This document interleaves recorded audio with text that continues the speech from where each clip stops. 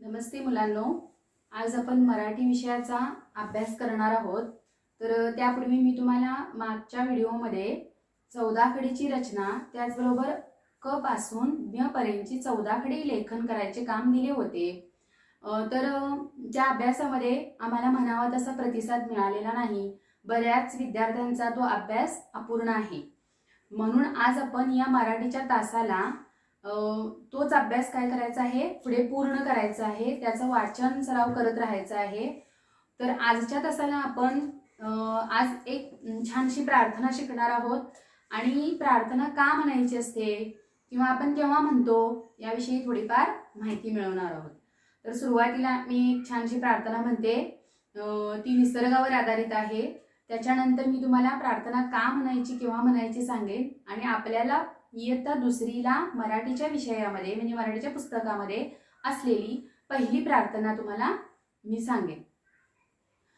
निसर्ग सखया आवडता, सादर असो नमन तुला। निसर्ग सखया आवडता, सादर असो नमन तुला। दिलीस भूमी कसदार, मोतिया ते पिकवाया, मोतिया ते पिकवाया।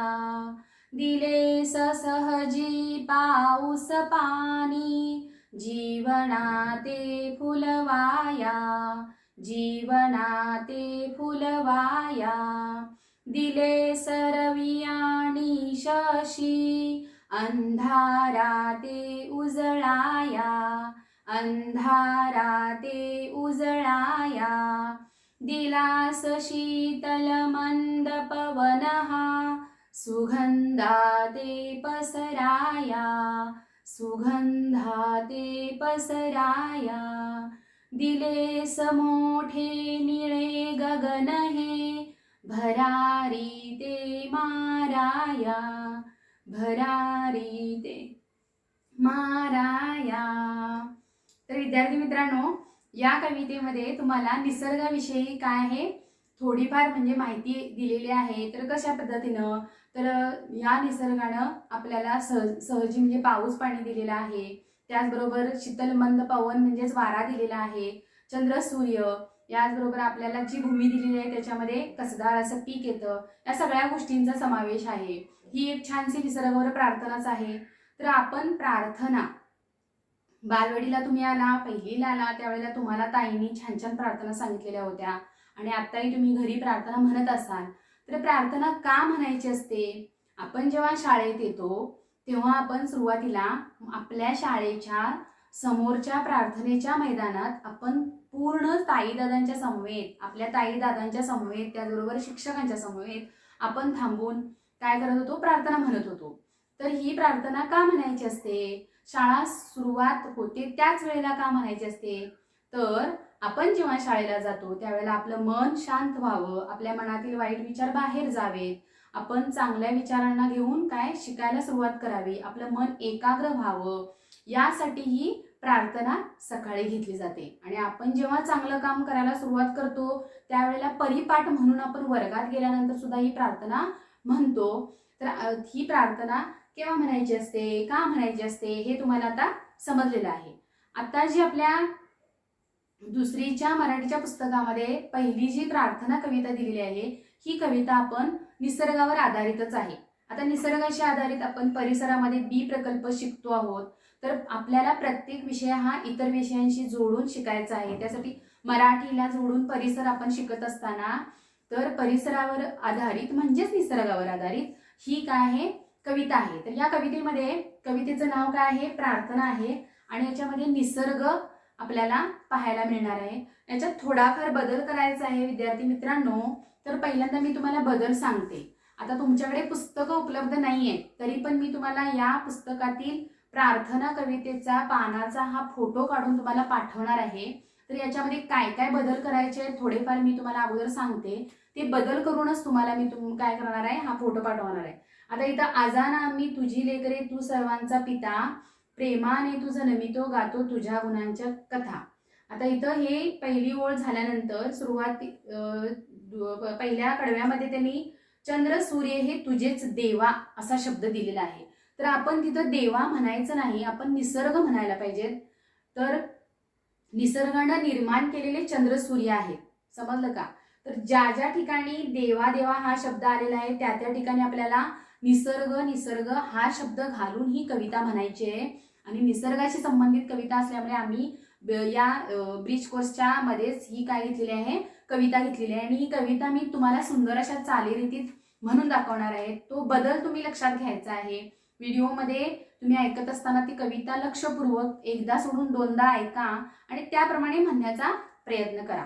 तर कविता मी सुरुवातीला म्हणते पहा. तर कवितेमध्ये दिलेले जे बदल आहेत ते विद्यार्थी मित्रांनी काय करायचे आहेत, लक्षात ठेवायचे आहेत आणि ती कविता म्हणायचा प्रयत्न करायचा आहे. तर ही कविता लिहिणारे जे कवी आहेत, आता कविता लिहिणारा कविता लिहिणारी यांना काय म्हटलं जातं, तर कविता लिहिणारा कवी आणि कविता लिहिणारी कवयित्री.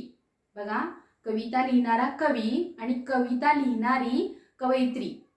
लिहिणारा तो पुरुष असतो म्हणून त्याला कवी म्हणतात आणि लिहिणारी ती स्त्री असते म्हणून तिला कवयित्री म्हणतात. तर ही कविता श्री ग ह पाटील या कवींनी लिहिलेली आहे आणि म्हणून त्यांचे कवी जे आहेत ते खाली त्यांनी दिलेले आहेत पहा. तर सुरुवातीला आपण ती कविता म्हणायची आहे. जाण आम्ही तुझी लेकरे, तू सर्वांचा पिता, प्रेमाने तू जन्मितो गातो तुझ्या गुणांच्या कथा, प्रेमाने तू जन्मितो गातो तुझ्या गुणांच्या कथा. चंद्र सूर्य हे तुझेच निसर्गा, तुझी गुरे वासरे, तुझीच शेते सागर डोंगर फुले फळे पाखरे, तुझीच शेते सागर डोंगर फुले फळे पाखरे. अनेक नावे तुला तुझी रे, दाही दिशांना घर, करशी निसर्गा सारखीच तू माया सगळ्यांवर, करशी निसर्गा सारखीच तू माया सगळ्यांवर. खूप शिकावे काम करावे प्रेम धरावे मनी, हौस एवढी पुरवी निसर्गा हीच एक मागणी, हौस एवढी पुरवी निसर्गा हीच एक मागणी. तर विद्यार्थी मित्रांनो, मी तुम्हाला ही कविता चालीत म्हणून दाखवलेली आहे. केलेला बदल तुम्हाला सांगितलेला आहे आणि बदलाप्रमाणे तिथं शब्द वापरून मी ही कविता म्हटलेली आहे. चित्रात तुम्हाला चंद्र सूर्य त्याचबरोबर झाडे डोंगर नदी प्राणी पक्षी या सगळ्या गोष्टी काय दिसतील त्या चित्रात दिसतील. तर तुमच्याकडे पुस्तक उपलब्ध असल्यामुळे तो फोटो मी पाठवेन. त्या फोटोनुसार तुम्ही काय करा, कविता पाठांतर करा आणि रोज तुम्ही सकाळचं ज्या वेळेला तुमच्या अभ्यासाला सुरुवात करताय त्यावेळेला बसा, आई बाबांच्या समवेत तुमच्या भावंडांच्या समवेत ही प्रार्थना म्हणा आणि मग तुमच्या अभ्यासाला सुरुवात करा. धन्यवाद.